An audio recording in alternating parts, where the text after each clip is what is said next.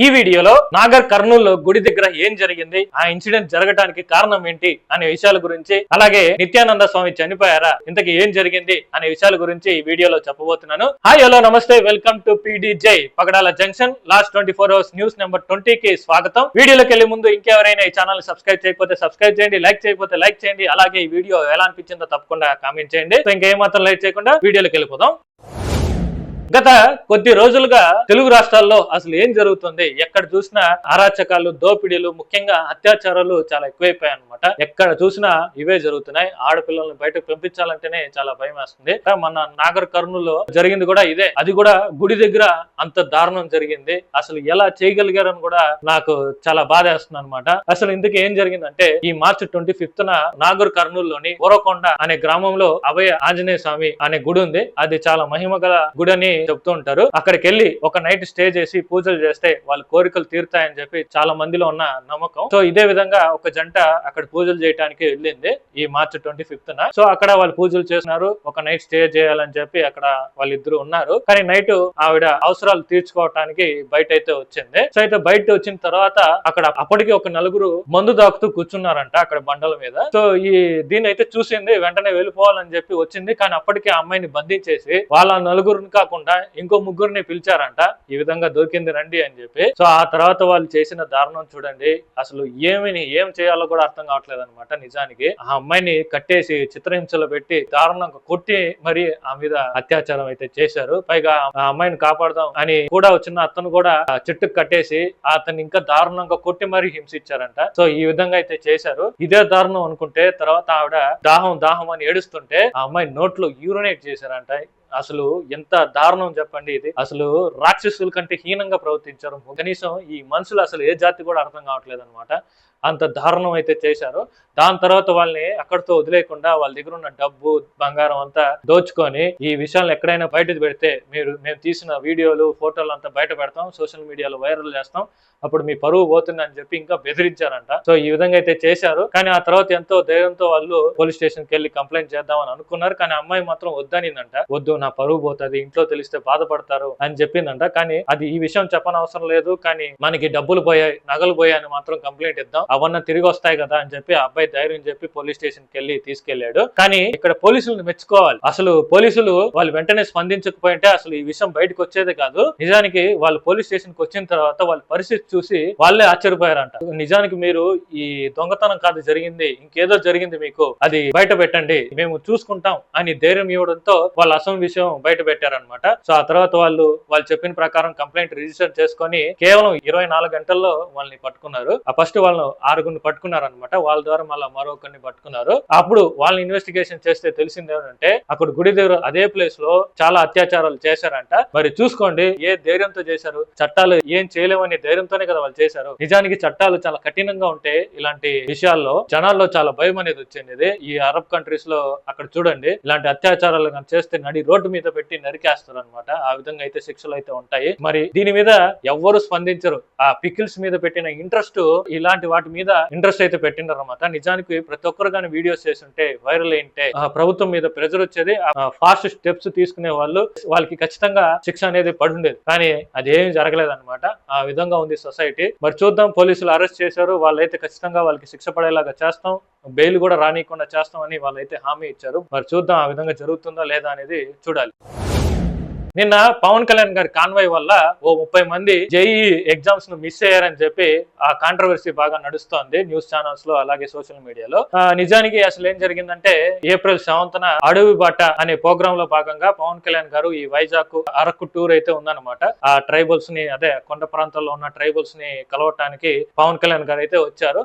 So 8:30 ఆ టైంకి చిన్న ముసివాడ ఆ మార్గంలో అయితే వెళ్తున్నారు అనమాట. సో అదే టైంలో అక్కడ ట్రాఫిక్ ని అయితే ఆపడం జరిగింది. ఎందుకంటే మినిస్టర్ కాబట్టి కాన్వాయ్ వెళ్ళేంత వరకు ఆ ట్రాఫిక్ ని ఆపుతారు. ఆ కాన్వాయ్ ని పంపించిన తర్వాతే ట్రాఫిక్ ని వదులుతారనమాట. సో ఆ ట్రాఫిక్ లో 30 మంది జేఈ ఎగ్జామ్స్ వచ్చిన వాళ్ళు స్టూడెంట్స్ ఇరుక్కుపోయారనమాట. సో ఆ తర్వాత కేవలం 2 నిమిషాలు లేట్ అయ్యారు. సో దానికి ఐఎన్ డిజిటల్ వాళ్ళు లోపలికి పంపించలేదన్నమాట. దీంతో పేరెంట్స్ గానీ, స్టూడెంట్స్ కానీ చాలా మంది బాధపడడం అయితే జరిగింది. అయితే ఆ తర్వాత పోలీసులు అంటే ఈ రోజు దాని మీద ఒక క్లారిటీ అయితే ఇచ్చారనమాట. నిజానికి స్టూడెంట్స్ కి 7 o'clock రిపోర్టింగ్ టైం ఉంది, కానీ వాళ్ళు వచ్చింది మాత్రం ఆ ట్రాఫిక్ లోకి వచ్చిన టైం మాత్రం 8:30 8:40 ఉందన్నమాట. 7 o'clock రిపోర్టింగ్ అయితే 8:30 వరకు అక్కడ ఏం చేస్తున్నారు, ముందుగానే రావాలి కదా అని చెప్పి వాళ్ళు క్లారిటీ అయితే ఇచ్చారు. యాక్చువల్ గా ఒక ఆన్లైన్ ఎగ్జామ్స్, ఈ bank exams, SSC railways exams రాసిన ఎక్స్పీరియన్స్ ఉంది కాబట్టి చెప్తున్నాను. ఏ ఆన్లైన్ ఎగ్జామ్ అయినా సరే ఒక 2 hours ముందే రిపోర్టింగ్ పెడతారనమాట. ఎందుకంటే బయోమెట్రిక్ అనే ఉంటుంది, వేలుముద్ర వేయాలి, ప్రతి ఒక్కరిది అక్కడ ఎంట్రీ చేసి అటెండెన్స్ అనేది వేయాలి.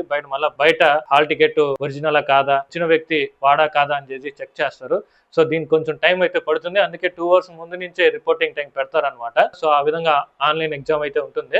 దీని మీద సపరేట్ గా పవన్ కళ్యాణ్ గారు కూడా ఒక ఎంక్వైరీ చేశారంట. అసలు ఏం జరిగింది, నా కాన్వే ఎప్పుడు వచ్చింది, వాళ్ళు ఎప్పటికి వచ్చారు. సో ఇప్పుడు అయితే ఎంక్వైరీ అయితే నడుస్తుంది, రేపు మాపు రిపోర్టింగ్ అయితే వెళ్తుంది అనమాట. కానీ నిజానికి పవన్ కళ్యాణ్ గారి చేతిలో కూడా ఏం లేదు, ఎందుకంటే ఆయన స్టేట్ వైస్ ఏదైనా ఎగ్జామ్ ఉంటే దాని మీద నిర్ణయం తీసుకోగలుగుతారేమో కానీ జేఈ ఎగ్జామ్ అనేది సెంట్రల్ వాళ్ళు పెట్టేదన్నమాట. సో వాళ్ళు డిసిషన్ తీసుకోవాలి. ఇన్ కేసు వాళ్ళైనా పవన్ కళ్యాణ్ గారు చొరవ తీసుకొని వాళ్ళ మీద ఏదైనా ప్రెజర్ తీసుకొని మళ్ళీ ఆ 30 మందికి ఎగ్జామ్ పెట్టేది ఏ విధంగా చేస్తారేమో చూడాలి. 30 మంది కాబట్టి ఖచ్చితంగా కన్సిడర్ చేస్తారని నేను అనుకుంటున్నాను.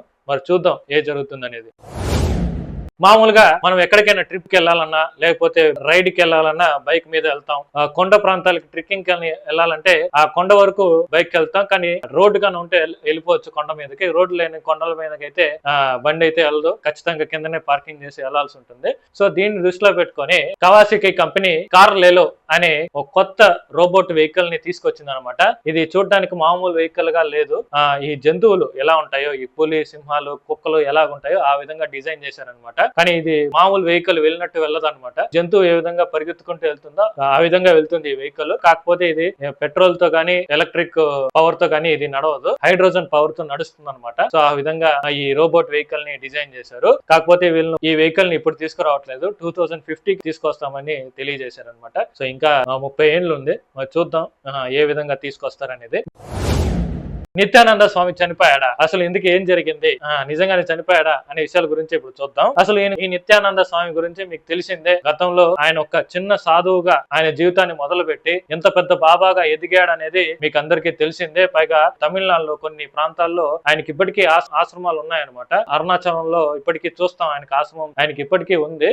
సో అయితే ఆయన ఎప్పటికో ఎదిగిన తర్వాత హీరోయిన్ తో, రజిత అనే హీరోయిన్ తో ఎఫ్ఐఆర్ అయితే పెట్టుకున్నాడు. అప్పట్లో ఆ న్యూస్ అయితే బాగా వైరల్ అయింది, పెద్ద న్యూస్ కూడా క్రియేట్ అయిందనమాట. పైగా పోలీసులు కూడా అరెస్ట్ చేశారు. కానీ ఆ తర్వాత బెయిల్ మీద బయటకు వచ్చాడు. బెయిల్ మీద బయటకు వచ్చాడో లేదో మరుసటి రోజే జంప్ అనమాట. ఎక్కడికి వెళ్ళాడో తెలియదు, కానీ ఒక దేశాన్ని కొనుక్కొని కైలాసం అని పేరు పెట్టుకొని అక్కడ తనను తానుగా దేవుడిగా చెప్పుకొని ఇన్స్టాగ్రామ్ లో పాడు సోషల్ మీడియాలో వీడియోస్ పెడుతుంటారు, మీరు చూస్తూనే ఉంటారు. సో ఆ విధంగా ఎదిగాడు అనమాట నిత్యానంద. కానీ రీసెంట్ టైమ్స్ లో ఆ నిత్యానంద సజీవ సమాధి అయిపోయాడు, చనిపోయాడు అని చెప్పి సొంత మేనల్లుడు సుదర్శనే ప్రకటించాడు అనమాట. సో ఇలా ప్రకటించే కొందరికి న్యూస్ ఇంకా బాగా వైరల్ అయిపోయింది. అసలు ఇంతకీ నిత్యానందకి ఏం జరిగిందో అని చెప్పి ఆయన భక్తులు చాలా బాధపడడం జరుగుతుంది అనమాట. అయితే నిజానికి దీని మీద ఆ కైలాసం వ్యక్తులు గానీ ఇంతవరకు ఎవరు స్పందించలేదు. కానీ ఇది నిజమా అబద్ధం అనేది కూడా తెలియదు అనమాట. పైగా ఈ మధ్యనే ఈ నిత్యానంద అనుచరులు ఒక 20 మంది బొలివియా అనే దేశంలో ఒక ప్రాంతాన్ని అక్కడ ట్రైబల్స్ దగ్గర 25 ఏళ్ల వరకు లీజు కి తీసుకున్నారంట ఒక స్థలాన్ని. సో దాన్ని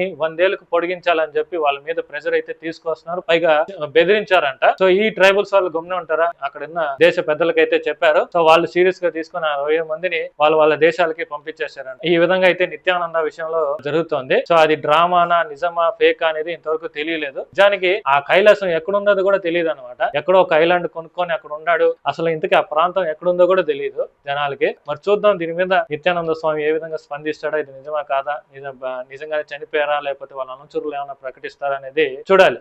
అది వీడియో. లాస్ట్ 24 hours లో జరిగిన విశేషాలు అయితే ఇవి. లాస్ట్ వరకు చూసారంటే మీకు నచ్చినట్టే ఉంది. నచ్చితే ఒక లైక్ చేయండి. ఇలాంటి లాస్ట్ 24 hours లో జరిగిన ట్రెండింగ్ టాపిక్స్ మీ దాకా రావాలంటే మీ ఛానల్ ని సబ్స్క్రైబ్ చేసుకోండి, లైక్ చేయండి, కామెంట్ చేయండి. మరిన్ని ఇన్ఫర్మేటివ్ వీడియోస్ తో మళ్ళీ కలుస్తాం.